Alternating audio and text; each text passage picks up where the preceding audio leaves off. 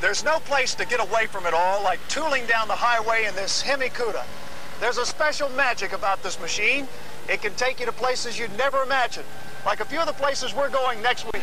We're going to take you to the premier Run What You Brung event in the country at the Brainerd International Raceway.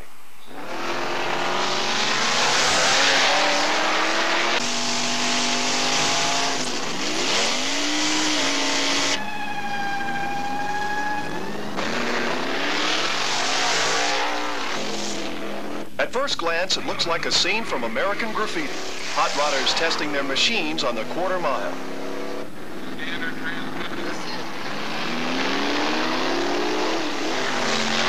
But this isn't the 50s, it's the 90s, and this is Show and Go.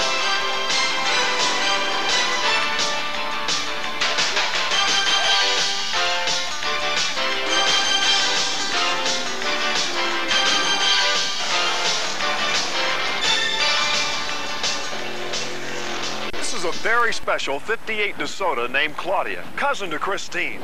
She weighs nearly 3,800 pounds, but can still run the quarter mile in an incredible 9.60 seconds. That made Claudia a very lusty competitor at the Chrysler Power Nationals.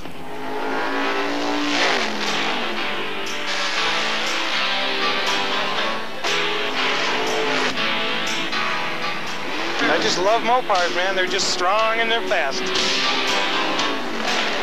And these were King Kong. These were the highest horsepower per weight ratio cars on the factory showroom. There's no other car but a Mopar.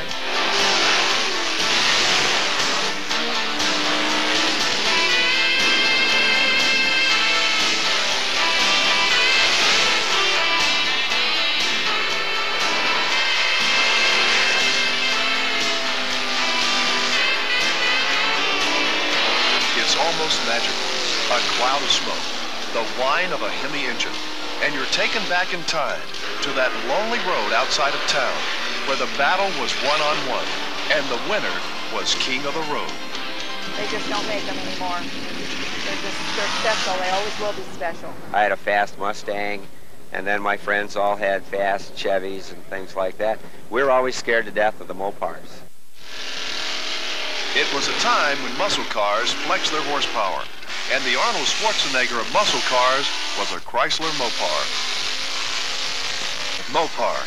It's shorthand for Chrysler Motor Parts Division, and it refers back to that era in the 1960s and 70s when gas was cheap and young people wanted the speed.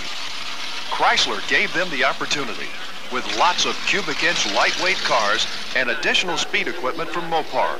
It was a name to be reckoned with.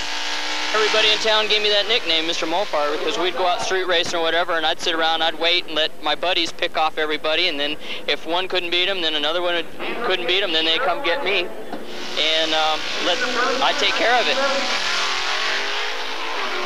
Mr. Mopar is just one of 500 Roadrunners, Barracudas, Dusters, Challengers, and Darts that showed up for this Mopar meet at the Los Angeles County Raceway. It's the biggest Chrysler gathering in the West, one of 100 nostalgic celebrations of Mopar power held each year. To know that you could purchase a car back in 1970 that had a 426 Hemi in it that produced 425 horsepower in a 3,700-pound car, that makes it kind of exciting to have a piece of that history. If there is a godfather to this Mopar generation, his name is Dick Landy. Landy climbed into his first Mopar in 1962, and it changed his life. He became a legend on the drag strip, a high-speed advertisement for Chrysler, and the inventor of the first funny car. We got the idea that we should probably move the rear wheels forward a little bit to get a little better weight distribution. And then we decided, well, we'd move the front wheels too, because at the time the governing bodies were just measuring the wheelbase. And a little bit they didn't notice, so we went a little more. We went to the point where the car started looking a little bit funny and a little bit different. It was kind of the beginning of it. It was back in '64. And when he wasn't playing with the wheelbase, Dick Landy was playing with the engine. He would wring so much power out of a Chrysler Hemi that he was forced to run with a weight handicap. The fun of racing had disappeared. They started handicapping the car to the point where every year with the stroke of a pen, our car would become non-functional as far as we were concerned. We weren't competitive.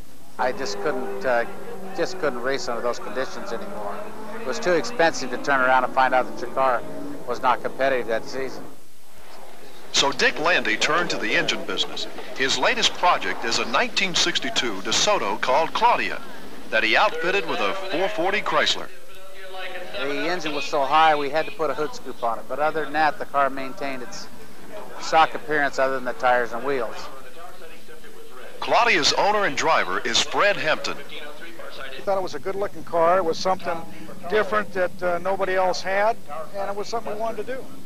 And everybody at all the tracks, any place where we've taken the car, the response has just been outstanding. It's more than we ever imagined it would be. We ran a 956 at 143 with it, which was real respectable for that particular car. Mopar nostalgia has been big business for Dick Landy. Many of the cars at this meet run his engines. A lot of the guys, instead of having a 426 nostalgia engine for a Hemi, they'll make it like a 500 cubic inch. Still leave all the stock exterior appearance on it. They want just a little bit more power. We have a lot neater stuff today than we did back in the early 70s. This one here dynoed at about 630 horsepower. And nostalgia isn't as cheap as it used to be. Chrysler limited production on these cars, so if you can find one, expect to pay a bit more than the $4,000 you may have spent 20 years ago. To get one that needs, say, a lot of work, you're probably looking at about $35,000 or $40,000 to get started. You could find one that's already done, that has not been raced or what have you. You're talking a minimum of $100,000.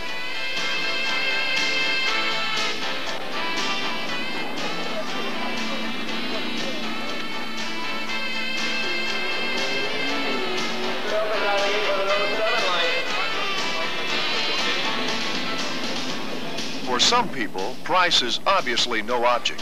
If it means recapturing the past, that time of lost youth, before cars all looked the same, when engines churned out real horsepower, and a Mopar carried you down the road towards a future filled with drag racing dreams. There's some beautiful cars out here. If we only would have known then what we know today, we could have had some of these beautiful looking cars. You're the best.